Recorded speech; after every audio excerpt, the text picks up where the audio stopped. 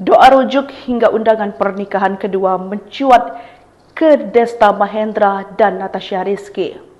Penyebabnya, Desta Mahendra dan Natasha Rizky tampil bersama lagi di luar negeri. Ini terjadi setelah 2 tahun berlalu sejak Desta dan Natasha Rizky resmi bercerai. Desta dan Acha memboyong 3 anaknya berlibur akhir tahun ke negeri gingseng. Tak sekedar berfoto bersama, mereka membuat foto yang mengulang kenangan mereka di Korea tahun 2019 saat itu Desta dan Acha masih suami istri. Pada saat terakhir, Desta memperlihatkan foto kebersamaan keluarganya dengan menggunakan hanbok atau baju tradisional Korea. 2019 versus 2026 tulis Desta dikutip dari unggahan akun pribadinya @desta80s Sabtu 3 Januari 2026.